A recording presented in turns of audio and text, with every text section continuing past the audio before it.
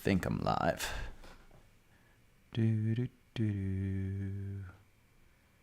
Library. Let's see.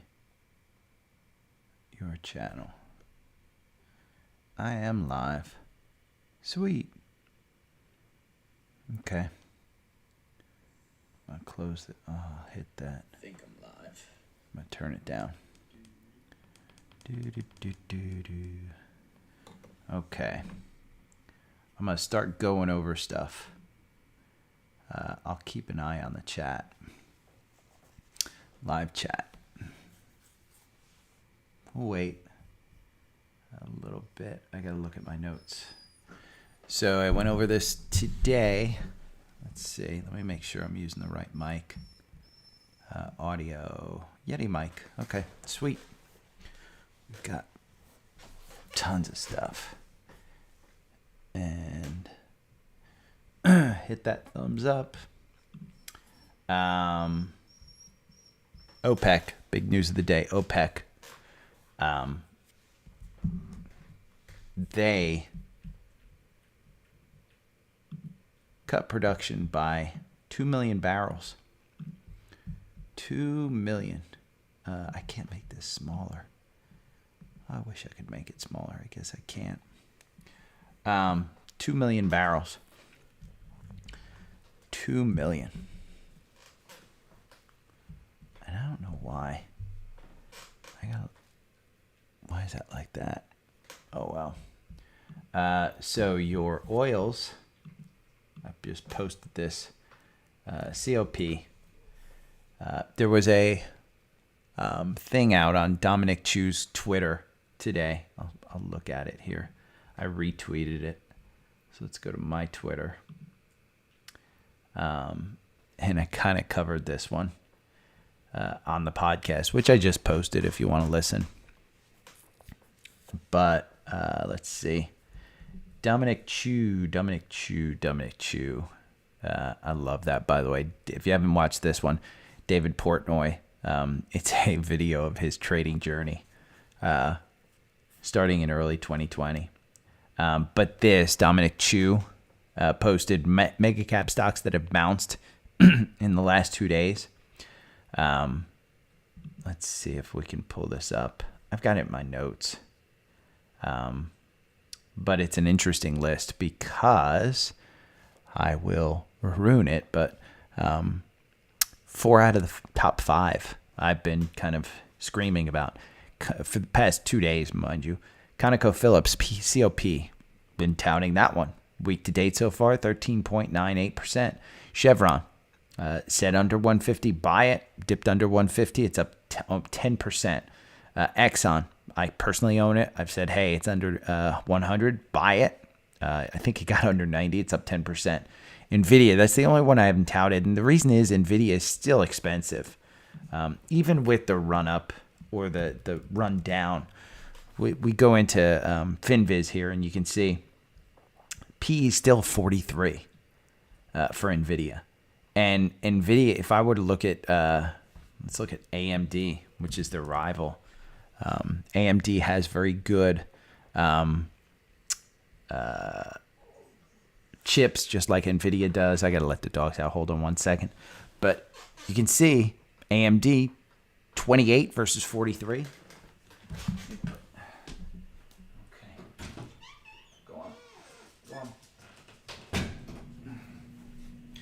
Okay, sorry about that. But yeah, AMD, I'd buy AMD all day long. If 46 was what the S&P traded at and AMD was trading at 28, I'd buy AMD all day long.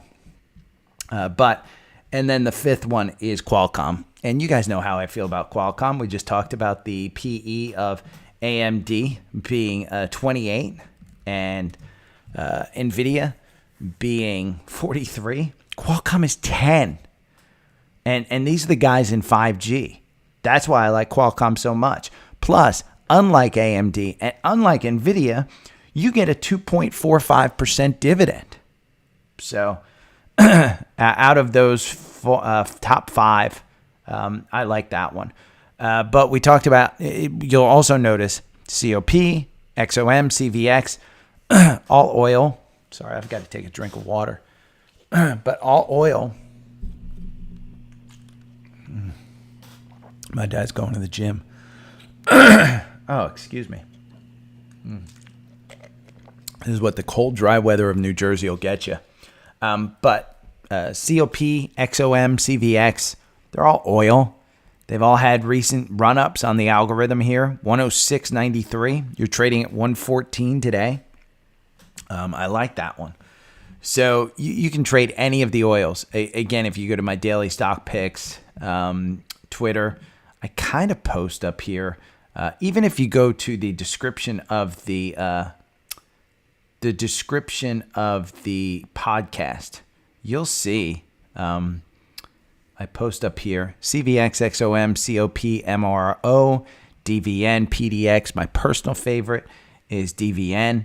I forgot Oxy. I should be trading Oxy as well, but I didn't put that in there. Warren Buffett likes Oxy. And speaking of Warren Buffett, take a look at this. I'm going to point this out. BRKB. BRK.B. Yeah, there it is. So BRK.B, BRK.A. These are the Berkshire Hathaway funds, and BRKB is what you probably want to buy just because it's $276 versus $486,000 per share. You can buy fractional shares of either one that you want. So it doesn't really matter which one you buy. But this guy, Abel Gregory, right here, he is a director. He is the director of the board of directors. And crazy. Look at that. Almost 100, I think it's 70 million just on that one day he's bought. I did read an analyst story that if you buy a share of Berkshire, it's like buying Apple at like 140 when it was trading at 150. And this was a while ago. So I do think that there's an opportunity there to maybe get into Berkshire a little bit like that. But that was one that I brought up on the podcast. One that a person wanted me to bring up, Alex from Instagram, was Rumble. And Rumble is a SPAC. It's a video hoster. And I told a story about here on YouTube, and you can look it up, Russell Brand. He was demonetized on YouTube for saying something about the vaccine. And when he was demonetized, he went on a rant and he showed the exact same thing that he said being said by Rachel, whatever her name is, on MSNBC, on a news broadcast. And she wasn't demonetized. Her video wasn't delisted. So he was like, hey, I'm going on Rumble. Well, Rumble, he did ironically have a 1349 cross up. Now it's at 1292. It's been kind of going nuts a little bit, but you don't need software. You don't need to listen to me. All you need to do is kind of look at this. Okay. This is FinViz. Look at Rumble back in February and then look at it today. Same thing, hype play. So where do you think that's going? Probably right back down to 10. It's kind of my thought. I could be wrong, but that's just kind of what I looked at. JP Morgan, we talked about JP Morgan. That was up 5% yesterday. We talked about Goldman Sachs yesterday being a great buy because it was under book value. JP Morgan, we had a cross up. What was it? Yeah, 110. You're trading at 109 right now. Let's see what the book value is for JP Morgan. You go on to FinViz, and book value is here in the left-hand column. You'll see it book per share, $85.51. So it's trading above book value. And banks are really on that book value thing. If we go to Goldman Sachs, I think it's like 302 something, 301.88. And Goldman Sachs today is trading at 305. So you're right at book value. But it's an interesting one. Financials probably will benefit from higher interest rates. I talked about SKT, and this is Tanger Outlet. If you ever go outlet shopping for clothes or house goods or something like that, Tanger is one of the second largest. The largest is Simon Property Group. And Tanger had a cross up here at 1402. It's trading at 1464. I think you could probably pull it back at about 1450 or so. But I think you ride this one up to this gap here at 1569 or so. And I think you get your 10%. So I think you take your 10% out there. The earnings are coming up. Holidays are coming up. If you wanted to hold this through the holidays, I don't think you're going to get too hurt by this one. That's why I kind of bring it up. Twitter we talked about. I sold out of Twitter last night at 52. The reason I sold out of Twitter at 52 was because, and I should probably change the title of the podcast to more about Twitter. It'll probably get more listens. But the reason I sold out at 52, it's trading at $50.78 right now. I need to pull that out of my brokerage own. Do you know what? I'm going to take that out of this list. Edit brokerage holdings because I don't own Twitter anymore. There's my full, if you guys want to see what I own. Where is Twitter? I've held it for quite a while because I did own it. Click here to find the symbol. I want to take that out. I guess. There it is. It's in there. I'm going to take that out. Save. But Twitter, the reason I sold out of it at 52 is there is some private debt. And the thought is, yeah, you're going to get 54.20 when selling out of that. But I think the debt will be taken out of that payment to shareholders as well. So it won't be the full 54.20. But I think if it dips down, the thought is that it's going to be around 52. So the thought is, hey, you can make some money on that one, even if you buy it here. Maybe, scalp it a little bit. It'll probably be done in a week or two. But that was one that I brought up. Tesla shares, by the way, if Elon comes out and says he doesn't have to sell any more Tesla shares, Tesla will probably go up 10 to 15% just on that news alone. It's down 5%, 237. I did not pull the trigger. I am waiting to pull the trigger on this one. The algorithm just has not given me a buy. Look at that. It's still down. When you look at the MACD on this, let's pull up the MACD. See? See how far that is right there? That means I'm not going to buy it until that starts to move a little bit up. 2676 is what the RSI is at. There's no reason to buy that one right now. It could go down to this 220 level.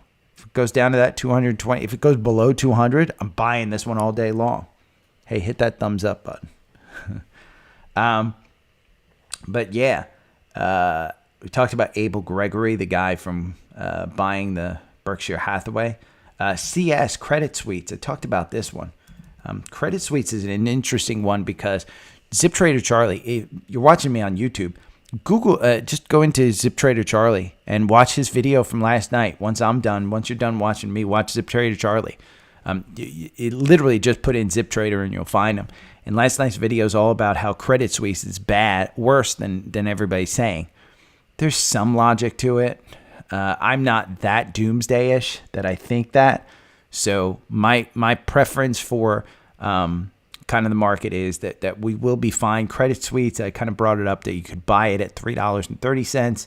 I think yesterday or it was Monday, because of all the news over the weekend.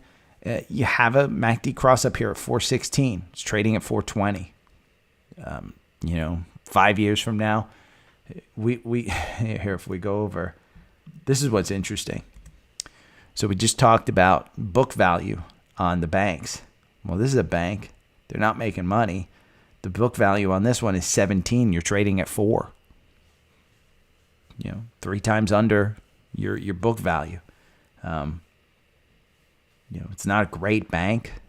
It's up 13% off its 52-week low of $3.70. That was just hit on Monday. 61% off its 52-week high. It's 52% down year to date. So it's not a great stock, but I think it's an interesting one that you could probably take a look at. Activision Blizzard. I talked about how this one, it's expected to close in December for $95 a share. Well, you've traded all the way down. Look at that slide. It's not that the market thinks that this isn't going to go through. It's that Activision Blizzard, is just trading with the market, and they think that maybe Microsoft might back out of this one. Who knows? I don't know what's going on with this one, but if we look this one up, ATVI, let's see. This is how you do your research, by the way. Year-to-date performance, by the way, Activision Blizzard is up 13%.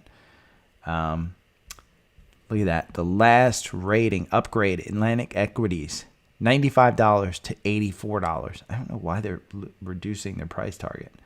Activision Blizzard hit with cyber attack at launch. Ooh, that's from yesterday. See, this Zach stuff never tells us anything. It just says, hey, our score is this. Where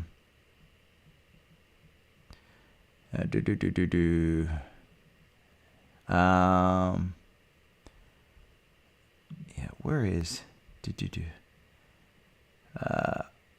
World of Warcraft compliance chief steps down ahead of Microsoft deal. Let's see. Hey, Activision Blizzard's chief compliance officer drew scrutiny over her response to sexual assault allegations. Jen Brewer, the senior vice president of ethics and compliance. I don't want to read all about the thing. I want to read about the damn Microsoft takeover. What you should know. I hate Zach's. EU antitrust. Warren Buffett loves Activision Blizzard. Should you? This is probably a good article. Oracle of Omaha has made the video game a top 10 holding in Berkshire. Let's start off by acknowledging Buffett actually first bought shares of Activision in the fourth quarter of 2021. He bought it, I think it was a week before Microsoft actually announced that it was going to buy it. Buffett's move might not be as inconsistent as first Buffett was already an owner of the stock.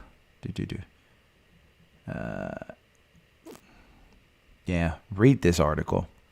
I won't bore you by reading it with you, but read that article. So I think ATVI is worth the buy here. 75 is the algorithm buy. It's at 74.11. Scans. Oh, I talked about Mara. I think you've gotten 10% out of Mara with the algorithm buy.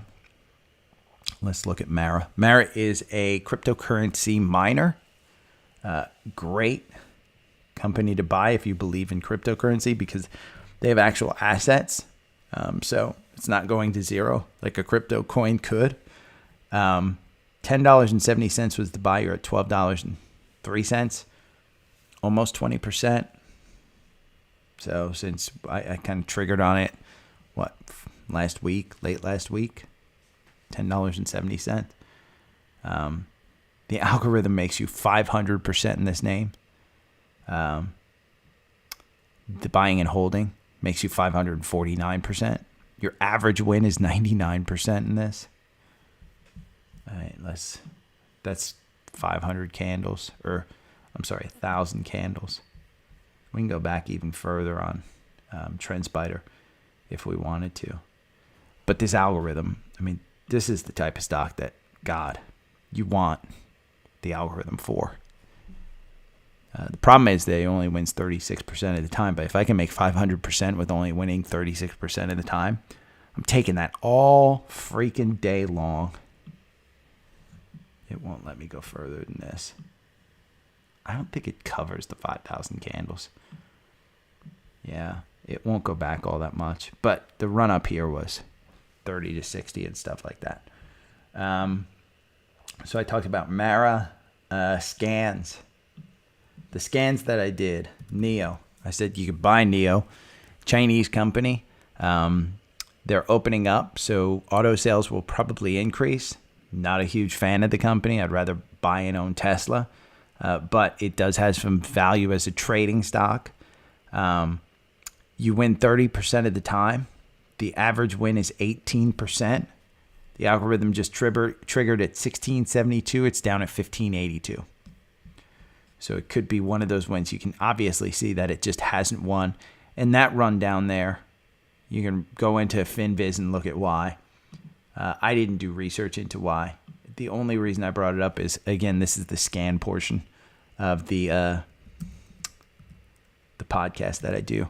Solar Edge, the reason why I've traded Solar Edge many, many times before, it's a great trading stock, specifically when it goes down a bunch. The algorithm loses you 4%, so you have to realize that you're going to lose on this one from time to time. You win 38% of the time. Your average win is 11%, so it hits the 10% gain that I'm always looking for. 246.35 was the buy right down here, and it's trading at 230. I said if you can get this between 220 and 230, I think you should buy it because I think it could pop.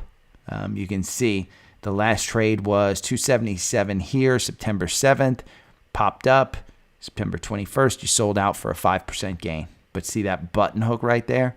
Yeah, I probably would have sold out right there. And you can clearly see the button hook on the bottom.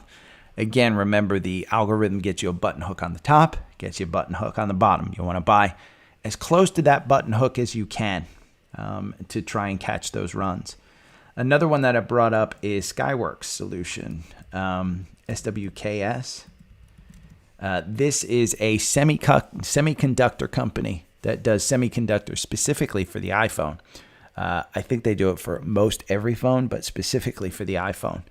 And that's part of the reason why I like it. 9216 was the purchase right here. The run up. Now here's what I wanted to show everybody. Yeah, it's a iPhone and blah blah blah maker, and they make semiconductors. Why can't I get that right? SWKS. No, yeah, that's what I want. I'd rather just buy Apple, and the reason is going to be clear when you see this chart. Look at the chart. It's downward trending stock. So while it's got this double bottom right here, and then it kind of ran up, it's kind of making new lower lows, which doesn't interest me all that much. I'd rather wait for it to make a couple more, higher highs. But it came up on the it's one that I've had my eye on because it's run down so much. An interesting one, and I think the most interesting of the day, if I were going to take some money and put it into a swing trade, is Duke Energy. And this is a utility. And you guys know utilities do well in recession. So if we're heading into a recession like everybody thinks that we are, this one will probably do well. Now, 97.14 is the trigger. You're already down at 93.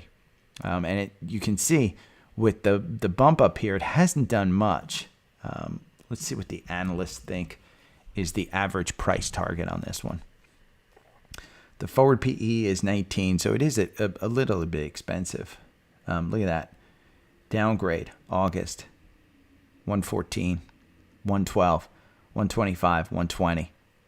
That's why I said this one's the most interesting, because I think that 97, you can see, it trades here between 115 and 90, probably 90. The 52-week range, let's see. It is 1% above its 52-week low. It's 18% below its 52-week high. Together, it operates in an energy company in the United States. Electric utilities, infrastructure, gas utilities, and infrastructure and commercial renewables. That's why I thought this one was the most interesting of the day with the cross up. You can see clearly we've hit bottom And for what reason, I don't know, other than maybe inflation's going to hit them and the consumer missing their payments. Maybe that's a problem. I don't know enough about the energy sector. It's beating the S&P. It's only down 7% year to date. It's got a 4.414 dividend. So it's got a good dividend. Maybe the dividend's under pressure. Who knows? But in the energy utility space, CEG, which is Constellation, which I said on the podcast, this is my gas company in Atlanta. I use them, and I have to renew my contract. Crazy contract. It went up from, I think, 30 cents per therm to 90 cents per therm. This is alternative to Duke Energy because you can see we're almost at the highs. I think we're only 3% off the 52-week highs. So this was where I said, hey, just be careful. I'd probably rather own Duke Energy, to be honest with you. But when you look at the PE, well, this PE is 45. So Duke Energy just looks like year-to-date performance of Constellation is 112%. Yeah, Duke Energy, there's something going on with Duke Energy that I'm not seeing. Chesapeake is the next one. CHKEL is the symbol. And this was one that came up on the scans as well. And it fits in the utility sector. But just like Constellation, this one's near a 52-week high. That's why I say the Duke one looks interesting. And that's why I wanted to kind of compare and contrast. Now, the one that I would say yesterday I talked about Coke, KO. Today, I'm going to tell you about Pepsi because Pepsi crossed up 81.18. I own both, 167.18. I own both. You're below where the buy-in on this one is. I'm not buying anymore. I do own both Coke and Pepsi. They have great dividends. They've been long-term where I just kind of buy them and forget about them. I drink a lot of cola, so that's kind of where I'm at. I enjoy it. I shouldn't say I enjoy it. It's fucking crap for you. It's really shitty. Hopefully there's not kids watching. I think I put that I don't make this content for kids. It's not for kids, even though some of you are kids. I'm an old man.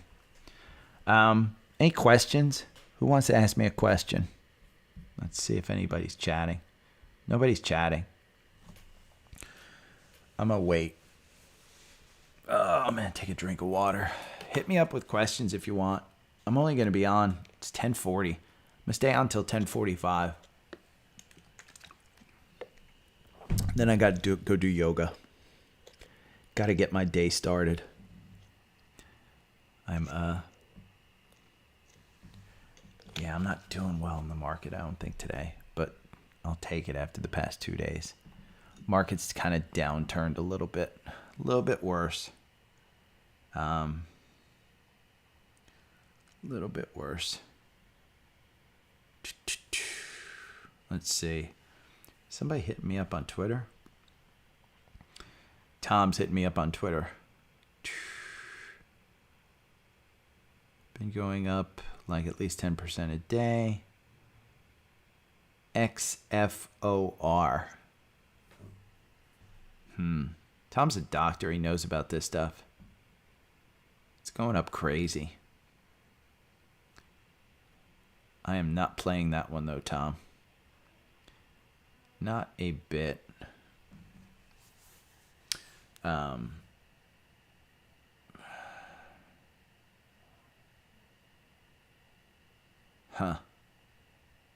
Business with long growth. While Peru is on fire talking about how stuff is on sale. I think it is. Oh.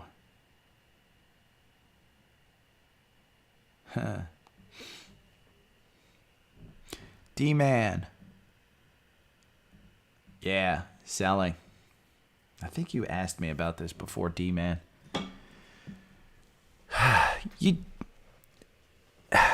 how do I sell? Okay, good example. Twitter yesterday. The price was $54.20 that Elon kind of put out there, right? $54.20 was the price that he would pay for the stock.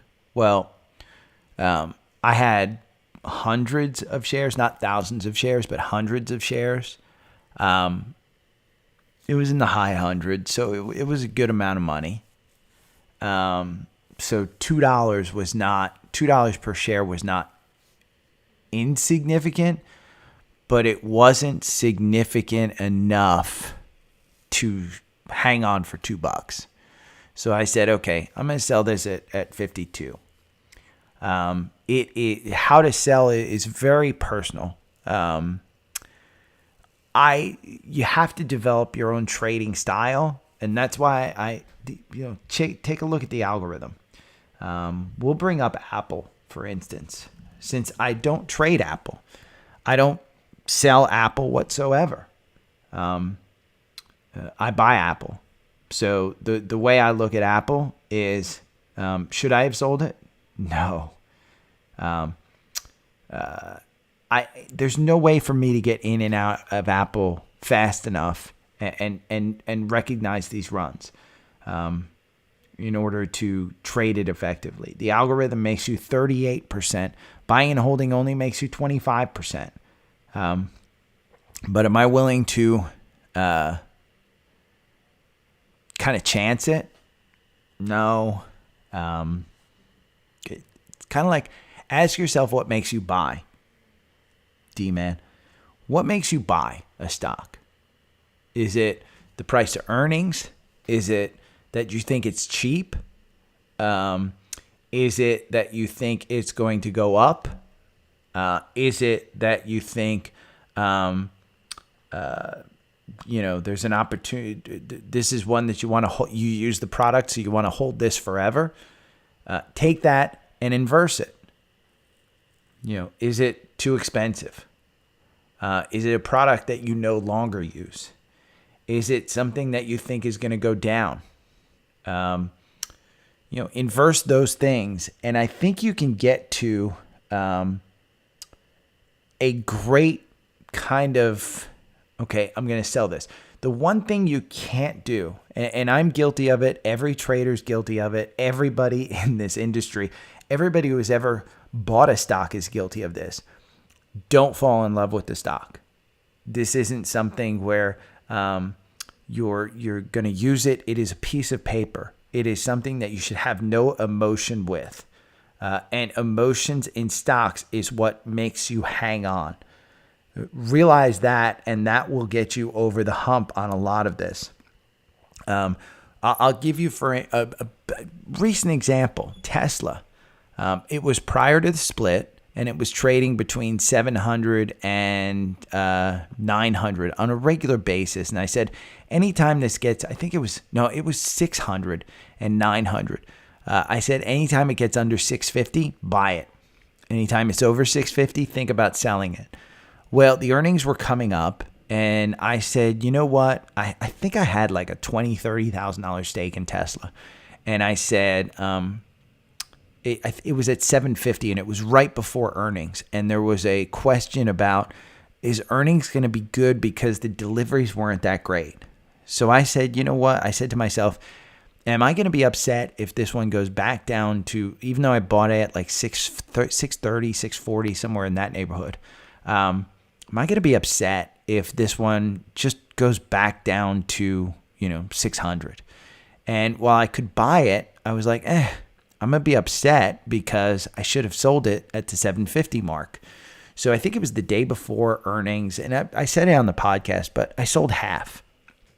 And it wasn't a huge profit. It was from like 650 up to 750. So it wasn't an enormous profit, but I sold half my lot. And the reason I sold my half was because if it went down, I'm only losing, a little bit, and I could always put that half back in. Well, I haven't put that half back in.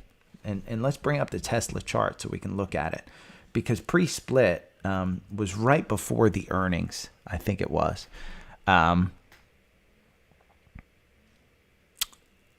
Let's take a look at this. Hey, Zephan. Good to have you here. So it was, earnings were right here. So this was, and remember, this is split adjusted price. So I'm using the 650 because it did split 3 for 1. But it was right about here. See that little button hook right before there? You can see there's a sell. Well, it wasn't even a sell. I said that button hook, this was what worried me. And then it shot up. And by the way, I've been waiting for that gap to fill this whole time since the earnings shoot up. So I still had skin in the game.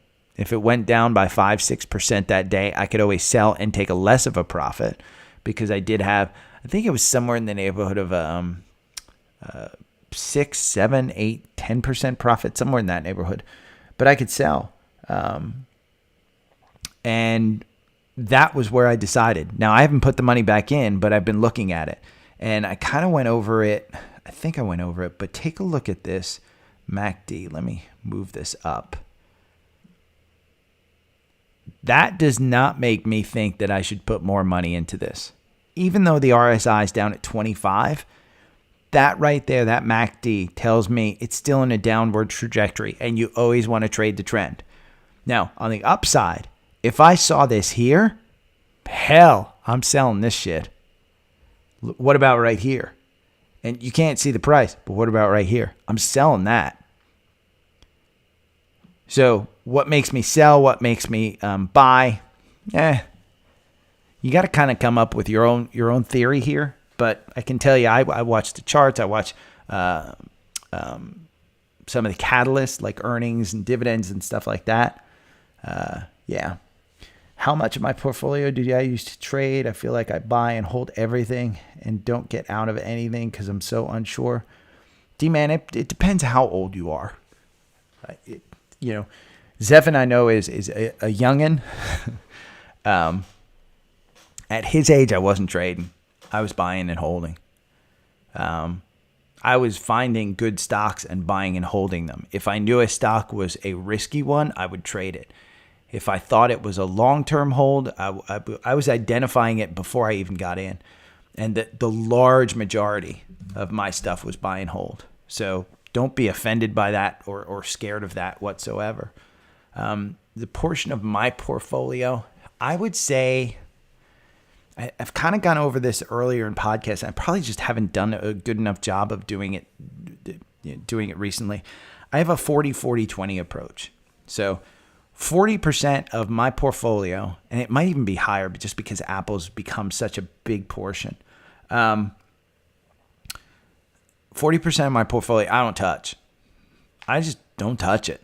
I mean, that's Apple, Amazon, Microsoft. Honestly, I just don't touch it. I mean, I don't think I've even sold any of those, probably in the past 5, 10 years. And it's about 40%. And you got to identify your stocks that you want in there and let them ride. And at some point you want to take profits, but 40% I don't touch. Another 40% is kind of medium term. And I would say I probably reevaluate those stocks every 6 months to a year. And I'll trade them every now and then. But, again, the 40-40-20 approach allows me to identify these stocks before I put them in. And mind you, for tax purposes, I've got these split up. My portfolio with my IRA is way different than my portfolio with my brokerage account versus my healthcare savings account versus my Roth. All of them are different. They all have different stocks in them. They have some have the same. I have Apple across all of them, not at the same percentage, but I have Amazon. I think in most of them. I have ETFs in all of them. But then 20% of my portfolio, I wouldn't say I trade it, but it's considered short-term. And when I say short-term, I'm mostly a swing trader. So you guys know I try and do 10% gains. That's kind of the target. I don't do options. These guys who are making 124% in a day, you're never going to do that on the stocks that I trade. You're going to maybe hit 10% in a week. If you're lucky, like, we have been with ConocoPhillips. I haven't traded that one, but that was one that I should have gotten into. But again, I think that 40-40-20 is probably a good recommendation for me. I would say move your portfolio based on your age. If you're younger, I would say that 40-40-40, probably the 40 mid and the 20 lower could be a little smaller, because you do want to buy and hold, because again, your fortune's not going to be made with trading. Guys, there's nobody who's made their money trading. Warren Buffett. Look at there's a great book. Just Google legendary investors and read how they made their money. They didn't do it trading. So I use software from everything. Money to create a plan. Yeah, you're falling in love with stocks. D-man, you're falling in love with the stocks. You're letting emotions get to your trading. I can tell it. If you just don't know when to get out, you're falling in love with them. It depends on the stocks that you have. Yeah, I use RSI, MACD. Bollinger Bands are good. I would say for you at 30, you probably want to use something like a daily chart. If you're trading daily, you're going to use 1, 15, 20-minute charts. If you're trading, on a weekly basis, like you have a regular job and stuff, just use a daily chart and use RSI. MACD is the best thing. I mean, Google and Zephan, this is one of the things that is in that kind of quote unquote course, how I learned. But just Google, what was it? Trading Rush on YouTube. Trading Rush MACD. That guy's strategy. And D-Man, you may want to go to his strategy. He backtested MACD with a strategy where I think it was a 5% stop loss and a 10% gain, and he automated it. TrendSpider will let you do that, and most software programs will let you do that. Hey, if this goes down by 5%, sell it. If it goes up by 10, if it goes down by 5%, sell it. If it goes up by 10%, sell it. You can automate that in TrendSpider, no problem. They got the trading bots. In fact, yeah, look, you can see it right here. See that launch button down at the bottom right by my head?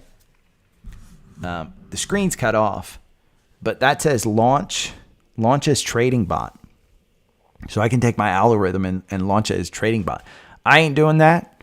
My ass doesn't trust the algorithm that much. I just use it as a guide. But based on what I'm seeing from your description, D-Man, you're falling in love.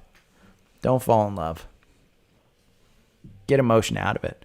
I think you using the RSI and the MACD is completely right. How many times over the past, we're in October, 10 months, I can tell you probably every week when I've gone to lunch with a mentor, not a mentor, but one of the people that I mentor, or a friend, at least once a week, I'm like, shit, should have listened to the algorithm and gotten out. God, you know how many times I've said that? So,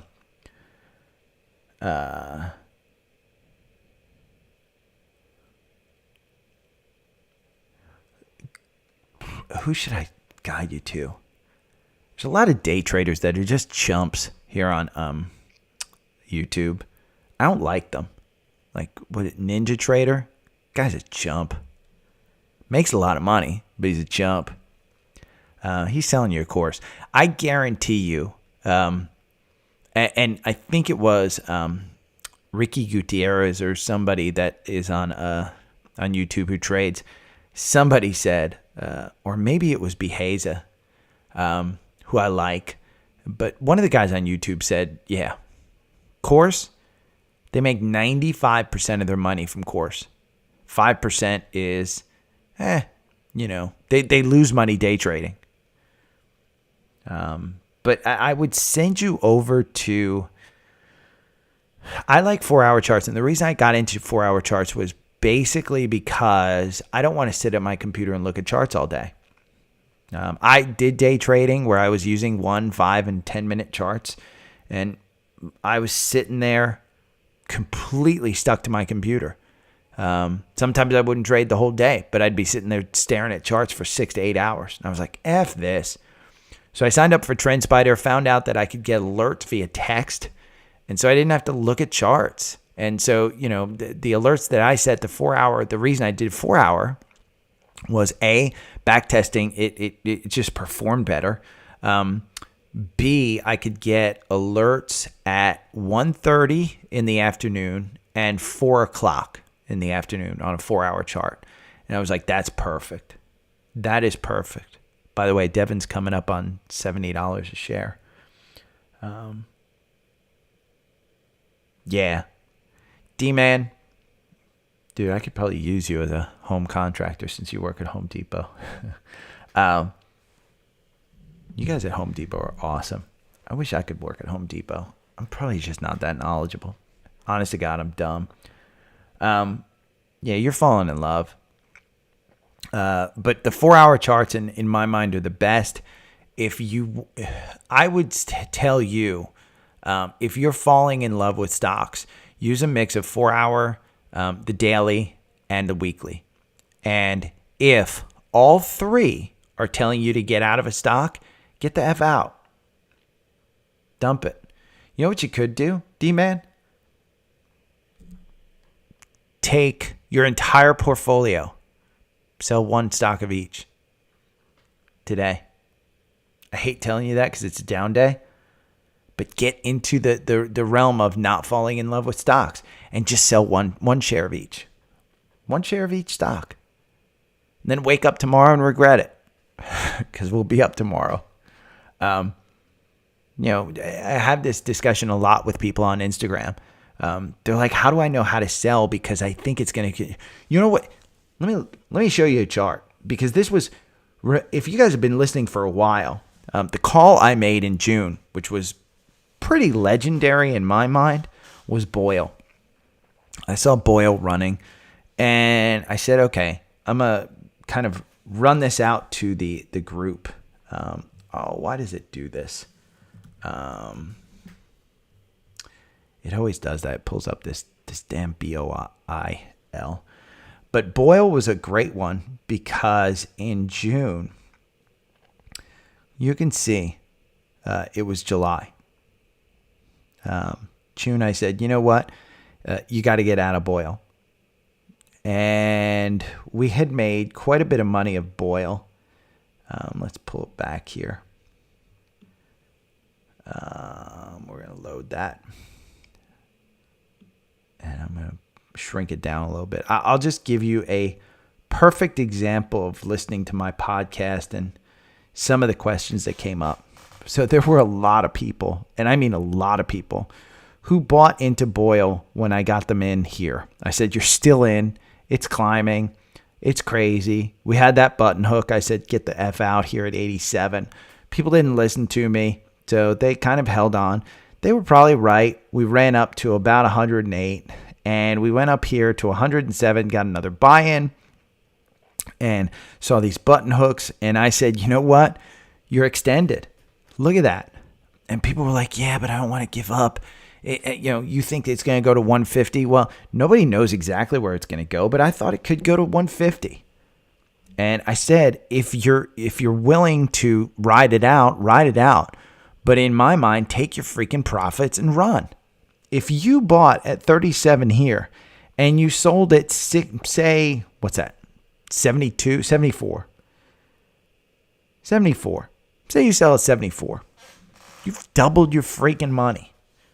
Okay, are you upset at taking it at 74? No, you shouldn't be. Let's go to, let's take a good one, Apple. And what we'll do with Apple is we'll go to a monthly chart on Apple. because it's a good example of, can you get in and out? We'll go to a weekly because I want to show you. Again, my thing is I just don't sell this stuff. But could I have sold here?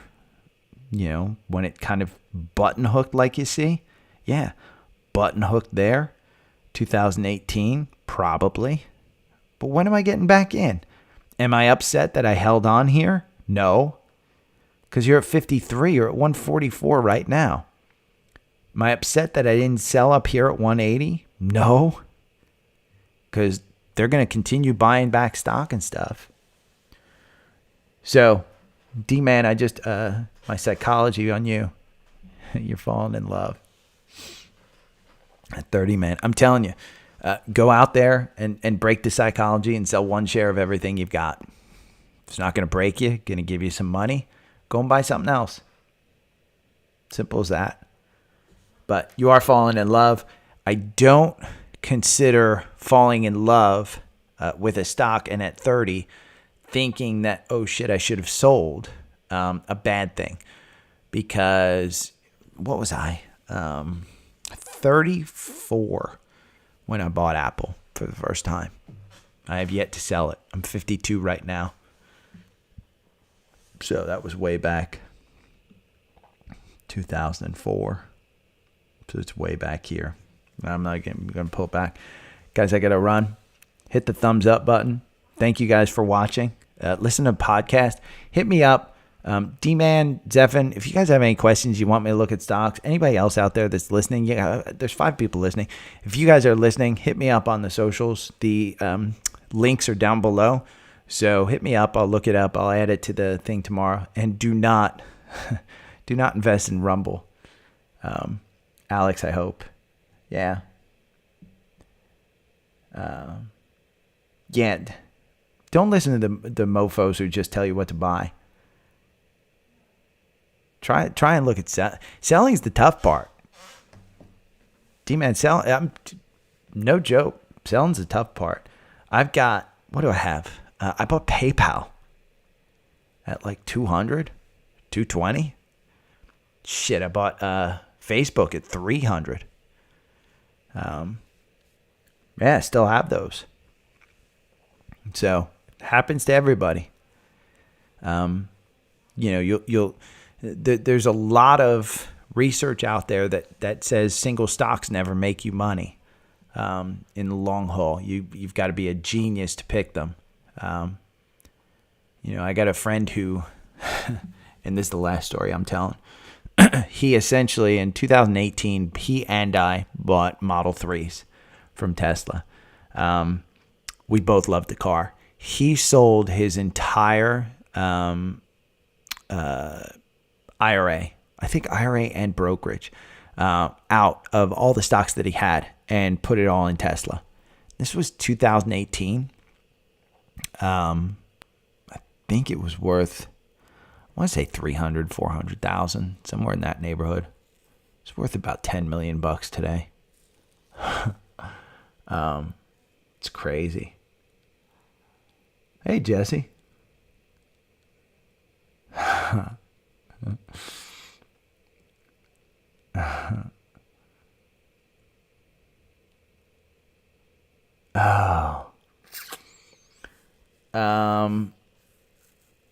Swing trading dividends. Google, there's an ETF that actually trades in and out of stocks just based on dividends. I don't know what it is, but Google it. It should be fairly easy to find, Jesse. I don't know what books. Dude, you're better than I am. One of my friends, Nick, he's an actual professional poker player. He goes out to the World Series of Poker all the time. He's tried to get me to invest in him. And honest to God, kudos to anybody that plays poker, because the people that invested in Nick, put the $5,000 in there to fund his purchases and his plays over the year. He's made a ton of money. But Jesse, I don't know. I don't read books. I Google everything. I would Google Yeah, you're a poker player, so you understand emotions can't get in there. So I think that's the first thing, like D-Man said, and I kind of just went off on. Emotions in trading have no place. Emotions in poker have no place. You know your chances when you're bluffing. You know your chances when you've got a good hand. Make that determination and move on. That's about as much as I know about poker. But swing trading's I would say there's three things that I would look at, Jesse.